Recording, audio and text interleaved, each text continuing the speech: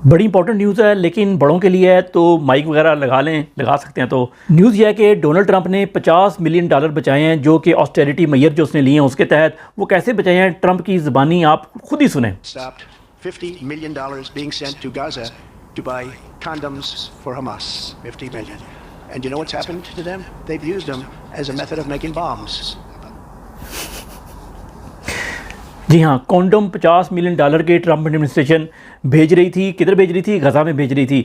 अब वो इन्होंने रोक लिए हैं और बेसिकली कह रहा है कि वो कॉन्डम उन्होंने भेजे थे तो वो हमास जो है ना उससे बम बना रही है, बम में इस्तेमाल कर रही है। पता नहीं कैसे बम में इस्तेमाल कर रही है, लेकिन बात यह है कि ये $50 मिलियन के थे और ये भेजे गए थे उधर। ये इसके अलावा एक इंपॉर्टेंट चीज़ है कि बेसिकली एक गज़ा और भी है, ज़रूरी नहीं ये गज़ा में भेजे गए हों। एक गज़ा और भी है, मोज़म्बिक के जो मुल्क है उसके अंदर एक उनका प्रोविंस है, उसका नाम भी गज़ा है। और जो मोज़म्बिक मुल्क है वहाँ पर एड्स बहुत ज़्यादा है, तो हो सकता है ये $50 मिलियन की रकम उधर भेजनी हो कॉन्ट्रासेप्टिव के लिए, एड्स से बचाव के लिए। इसकी एक और मैं आपको वजह बताऊँ। एक और वजह ये भी है कि ये गज़ा में नहीं भेजे गए, ना भेजने का प्लान था। ये सहाफ़ी हैं मोहम्मद शहाद, उन्होंने कहा जी कि ये तो गज़ा में कभी पहुँची नहीं, ना पहुँचेगी। क्यों? इसराइल ने बैन किया हुआ है, कॉन्डम्स बैन किए हुए हैं गज़ा ने।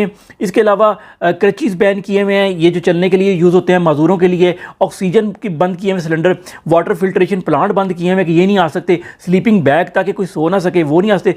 कैंसर ट्रीटमेंट कोई ना कर सके।